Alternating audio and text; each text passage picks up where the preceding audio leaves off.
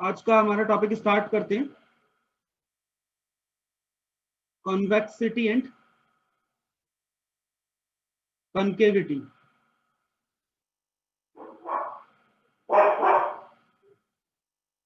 उत्तलता एवं अवतलता। ठीक है, उत्तलता एवं अवतलता ये दो चीजें हैं।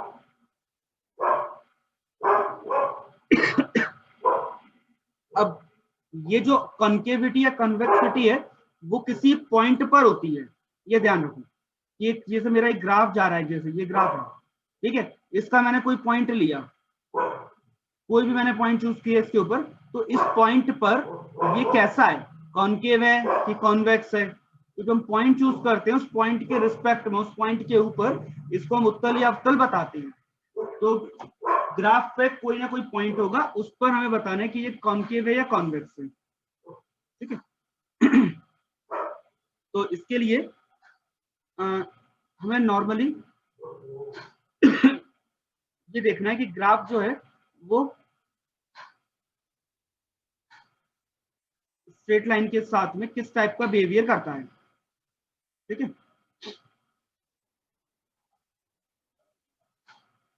अब जैसे मान लो एक स्ट्रेट लाइन हमने ली और एक हमने, ये कोई स्ट्रेट लाइन है, सरल रेखा है, और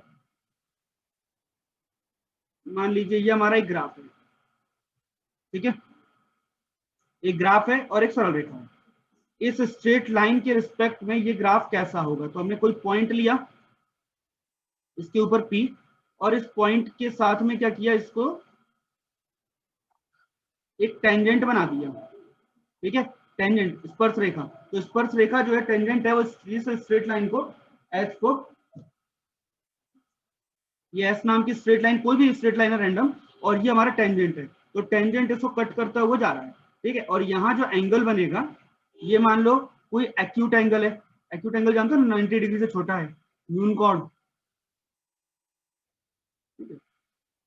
अगर ये हमारा एक्यूट एंगल है, तो अब हमें ये देखना है कि जो हमारा जो ग्राफ है वो किस टाइप का बन रहा है, कि भाई ये सिर्फ के बाहर है, मतलब ये टेंजेंट और लाइन के बाहर की तरफ है, या फिर लाइन और जो टेंजेंट है हमारा उसके अंदर की तरफ है, कैसा गुजरता है। मतलब इस लाइन के रिस्पेक्ट में बात करें तो लाइन के ग्राफ में आपने कॉन्केव और कॉन्वेक्स फिजिक्स में पढ़े हैं, तो वैसे शेप वैसा ही है, बस यहाँ पे डिफरेंस क्या आएगा कि हम किसी स्ट्रेट लाइन के रिस्पेक्ट में एक सरल रेखा के सापेक्ष हम ये बात कर रहे हैं कि ये ग्राफ जो है वो बाहर की तरफ बनेगा, ये बाहर की तरफ जाएगा, या अंदर की तरफ बनेगा, दो में से कोई एक चीज होगा। ठीक है, अंदर है या फिर बाहर है।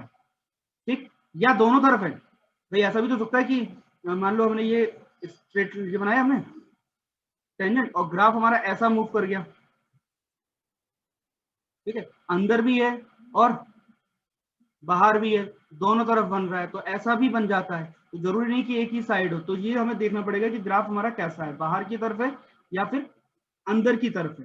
तो पहले वाले जो ग्राफ में अगर हम देखें ये बाहर की तरफ बन रहा है, तो बाहर की तरफ मतलब ये कॉन्वेक्स है, उत्तल है। ठीक है, अगर बाहर की तरफ बन रहा है तो उत्तल है, कॉन्वेक्स और अंदर की तरफ बनता है तो कॉन्केव है, यानी कि अवतल। तो ये जो नाम पड़े वो इस वजह से पड़े कि ग्राफ हमारा जो पॉइंट P से जो टेंजेंट जा रहा है, पॉइंट P है हमारा, इससे टेंजेंट पास है और यहीं से हमारा कर्व जा रहा है। अब ये बाहर की तरफ है या अंदर की तरफ है, उस पर डिपेंड करेगा कि ये कॉन्वेक्स है कॉन्केव है। अच्छा, बाहर की तरफ और अंदर की तरफ से ही बस कंफर्म, और कुछ नहीं देखना है इसके अलावा। लेकिन अभी हमें ग्राफ नहीं बनाने एक्चुअल में, बस केवल एक आइडिया लेना था हमें। तो केवल क्वेश्चन सॉल्व करने के लिए एनालिटिकल फॉर्म रहेगा कि कैसे हम हल करते हैं, उसका एक मेथड है, वो हम समझेंगे। बट ग्राफिकली ये कैसा दिखता है वो समझना पड़ेगा। ठीक है, और अगर दोनों तरफ बनता है, अंदर भी और बाहर भी, तो ऐसे पॉइंट को ना तो कॉन्वेक्स बोल पाओगे, ना ही कॉन्केव बोल पाओगे, ना तो उत्तल और ना ही अवतल। तो अब उसे हम बोलेंगे पॉइंट ऑफ इन्फ्लेशन। ये नाम शायद पहले सुना हो, पॉइंट ऑफ इन्फ्लेशन यानी कि नति परिवर्तन बिंदु। जो पॉइंट होगा जहां से ग्राफ दोनों तरफ मूव करता है, अंदर भी और बाहर भी, अंदर भी और बाहर भी दोनों तरफ, तो ऐसे पॉइंट को हम बोलते हैं नति परिवर्तन बिंदु, पॉइंट ऑफ इन्फ्लेशन। तो तीन टाइप के पॉइंट होंगे। पहला पॉइंट जिसमें टेंजेंट से ग्राफ बाहर की तरफ जाएगा, दूसरा पॉइंट जिसमें टेंजेंट से अंदर की तरफ आएगा, और तीसरा पॉइंट जिससे ग्राफ दोनों तरफ जाएगा टेंजेंट से। ठीक है, तो आपके 3 टाइप की कंडीशन बनेगी। अब इंपॉर्टेंट चीज, ये एक कर्व है, मान लो y equal to F X आपको दिया गया है वक्र। अब आपको ये बताना है कि ये जो है कॉनकेव है या कॉन्वेक्स है, उत्तल है या अवतल है। ठीक है, और किसकी, क्योंकि एक स्ट्रेट लाइन तो चाहिए आपको, एक स्ट्रेट लाइन हमने ले ली थी एक्स एक्सिस, और ये पॉइंट हमने ले लिया कर्व का। अब इस एक्स एक्सिस पे हमने क्या बनाया, टेंजेंट बनाया।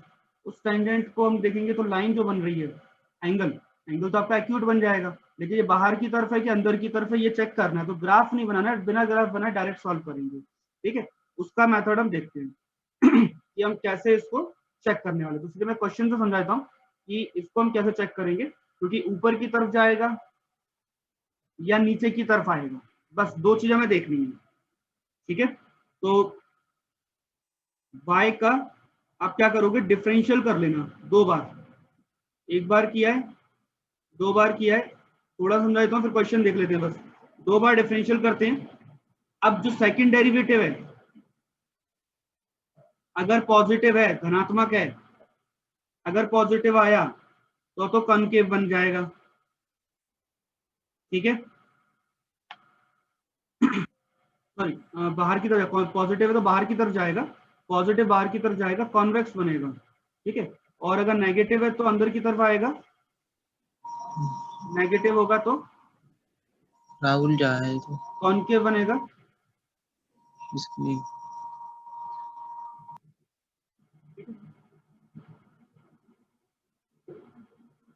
तो कॉनकेव बनेगा जब अंदर की तरफ रहेगा ये वाला पोर्शन। ठीक है, और बाहर की तरफ रहेगा ये कॉन्वेक्स रहेगा,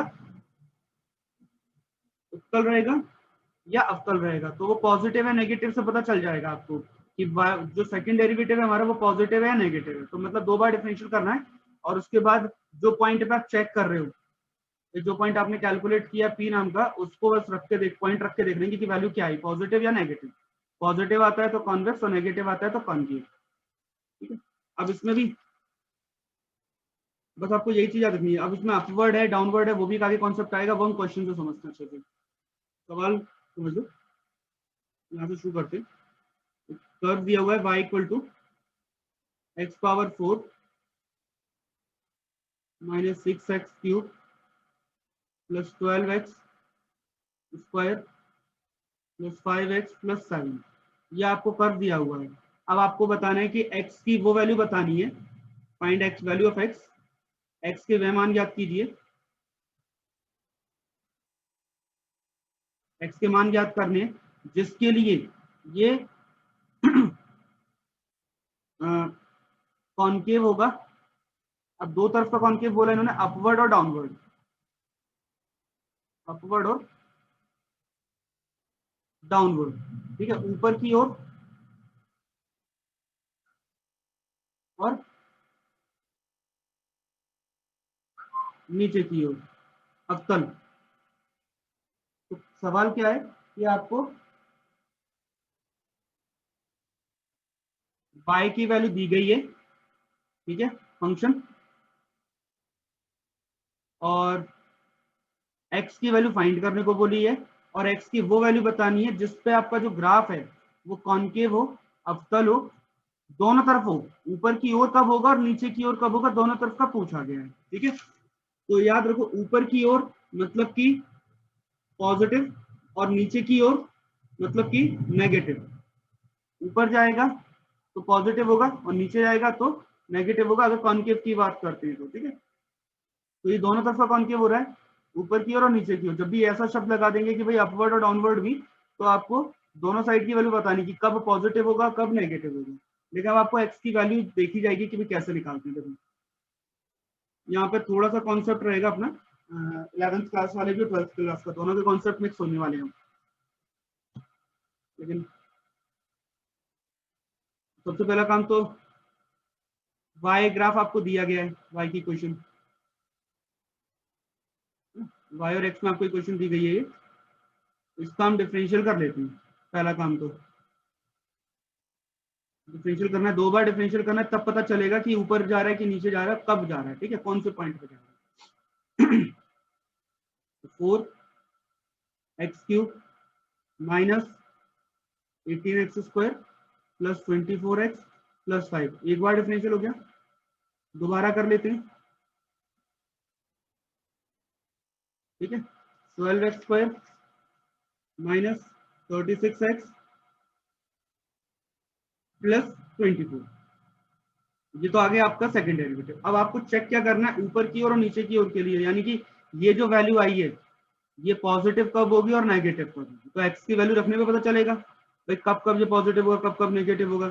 लेकिन x की जो वैल्यूज है हमारे पास वो तो इनफाइनाइट है ना, क्योंकि x की वैल्यू कहाँ से कहाँ तक होती है आपको पता होगा, स्ट्रेट लाइन पे माइनस इन्फिनिटी प्लस इन्फिनिटी तक।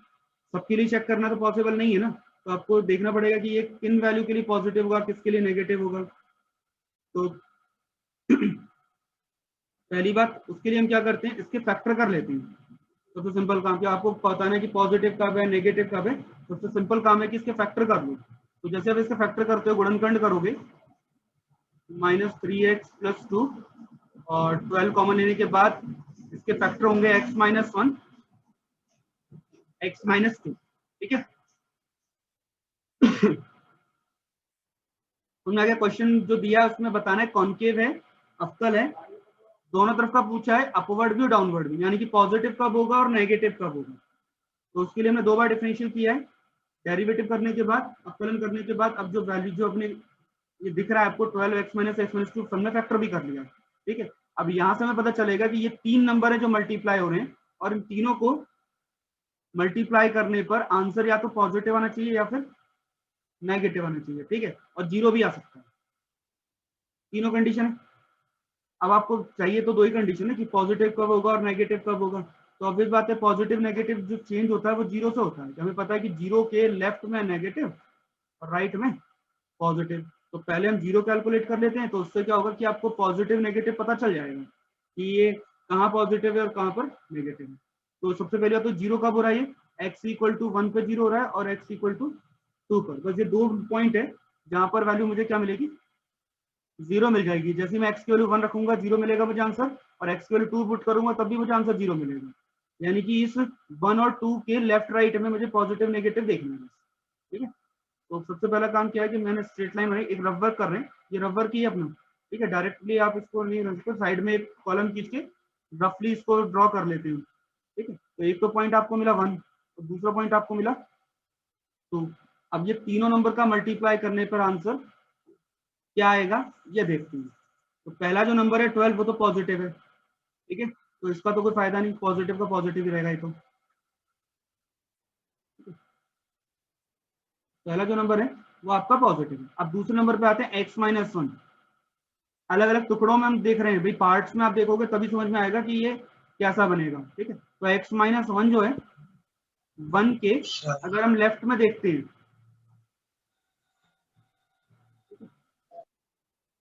1 के लेफ्ट में जैसे जाएंगे तो वैल्यू कैसे देगा x - 1 नेगेटिव।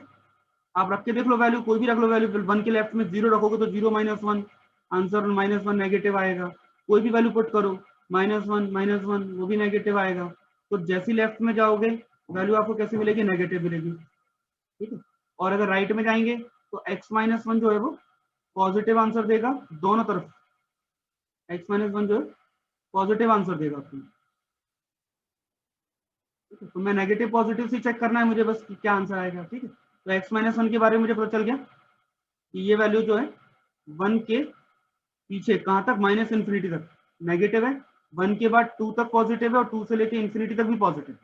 अब दूसरे हिस्से को देखें, x - 2 को, x - 2 को जब देखोगे तो ये 2 से देखेंगे हम, तो 2 के लेफ्ट में वैल्यू नेगेटिव होगी, फिर 2 के लेफ्ट में ये भी वैल्यू नेगेटिव होगी, और 2 के राइट में वैल्यू आपको कैसे मिलेगी, पॉजिटिव। तो लेफ्ट में हमें पता है वैसे भी भाई जो भी लेफ्ट में मूव करेंगे तो आंसर नेगेटिव आएगा, और राइट में वैल्यू पॉजिटिव मिलेगी। और जो रियल लाइन है आपकी -इन्फिनिटी से +इन्फिनिटी, उसको हमने 3 हिस्सों में बांटा है, एक -इन्फिनिटी से 1, फिर दूसरा 1 से 2 और तीसरा 2 से लेके इन्फिनिटी। तो आपको तीनों हिस्सों में देखना है और ये चेक करना है कि वैल्यू कहाँ पॉजिटिव है और कहाँ पर नेगेटिव है, क्योंकि आपको कॉन्केव और कॉन्वेक्स तभी पता चलेगा, उत्तल और अवतल तभी मिलेगा जब आपको ये पता हो कि यहाँ पे नेगेटिव और यहाँ पे पॉजिटिव। ठीक है, तो आपको दोनों चीज पता चल गई।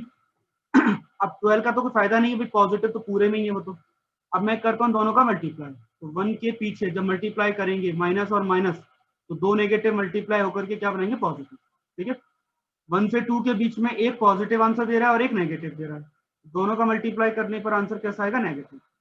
ऐसे 2 के बाद में दोनों पॉजिटिव है, तो ये दोनों वैल्यू भी आपको मल्टीप्लाई करने पे कर देंगे पॉजिटिव। अब आपको पूरी तरह पता चल गया है कि 1 के पहले वैल्यू पॉजिटिव है, 2 के बाद में वैल्यू पॉजिटिव है, यानी कि अपवर्ड की तरफ, पॉजिटिव की तरफ दो हिस्से बन रहे हैं, एक ये वाला और एक ये वाला पोर्शन। ठीक है, बीच वाला जो पोर्शन है वो नेगेटिव है, यानी कि वो नीचे की ओर जा रहा है। तो मुझे नंबर मिल गया एक्स की वैल्यू, ये सारी एक्स की वैल्यू थी। अब यहाँ से मुझे एक्स की वैल्यू पता चल गई है कि भाई पॉजिटिव कब है, नेगेटिव कब है, तो दो हिस्सों में पॉजिटिव हो रहा है, एक हिस्से में नेगेटिव हो रहा है, तो उनकी वैल्यू भी मुझे पता चल गई। भाई सारी वैल्यू निकालने की जरूरत नहीं पड़ी, बस एक जीरो निकाल करके पता चल गया कि जीरो के लेफ्ट में नेगेटिव और राइट में पॉजिटिव, और फिर इन तीनों का मल्टीप्लाई करना है। मल्टीप्लाई करने पे फाइनल क्या वैल्यू आएगी, पॉजिटिव आएगी या नेगेटिव आएगी, उसके बेस पे हमने यहाँ पे डिसाइड कर लिया है। ठीक है, तो अब हम इसका लिखते हैं कंक्लूजन कि डिफरेंशियल हो गया, इसका हमने ग्राफ बना लिया, अलग टुकड़े करके पार्टीशन करके रियल लाइन को पार्ट्स कर लिए। तो अब हमारे पास कंक्लूजन क्या आ रही है कि जब x की वैल्यू 1 से हम कम लेते हैं, जब हम x की वैल्यू 1 से कम लेंगे, ठीक है, तब जो आंसर मेरे को मिल रहा है सेकंड डेरिवेटिव का, सेकंड डेरिवेटिव ही कही जिसको हमने चेक किया है, सेकंड डेरिवेटिव है। किया करो, आप ज्वाइन करके अपना माइक ऑफ रखा करें। तो सेकंड डेरिवेटिव जो है वो पॉजिटिव आ रहा है जब x की वैल्यू 1 से कम है। तीन हिस्से हैं तो तीन हिस्सों को हम अलग अलग देख रहे हैं। ठीक है, ये वैल्यू आपकी कैसे आ रही, पॉजिटिव। जब x की वैल्यू 1 से लेके 2 के बीच में दूसरा हिस्सा, तब ये जो वैल्यू हमारी वो नेगेटिव आ रही है। ठीक है, और तीसरा हिस्सा,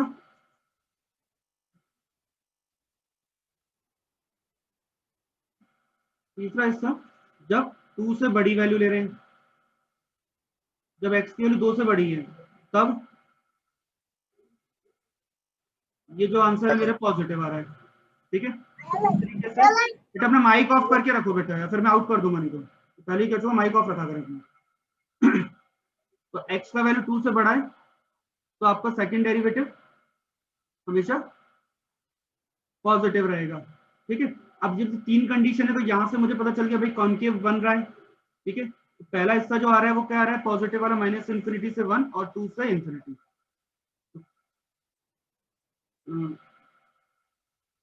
कॉन्केव अपवर्ड्स, ऊपर की ओर अवतल।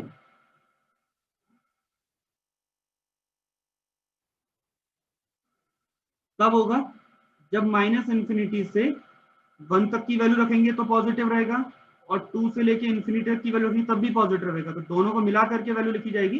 तो कॉन्केव अपवर्ड इन वैल्यूज के लिए ये अपवर्ड रहेगा। ठीक है, और डाउनवर्ड की बात करें,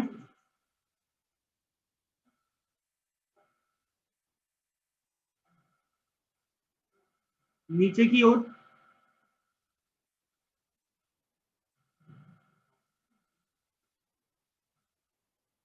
नीचे की ओर अवतल। ठीक है, तो एक ही हिस्सा है केवल 1 से लेके 2 तक जो कि नेगेटिव है, तो नीचे की ओर जाएगा तो डाउनवर्ड जाएगा तो नेगेटिव होगा। ध्यान रखो, ऐसे याद भी हो जाएगा, नेगेटिव होगा तो डाउनवर्ड नीचे की ओर, और ऊपर की तरफ जाएंगे तो पॉजिटिव अपवर्ड। और ये दो आपके फाइनल सॉल्यूशन हो जाएगा।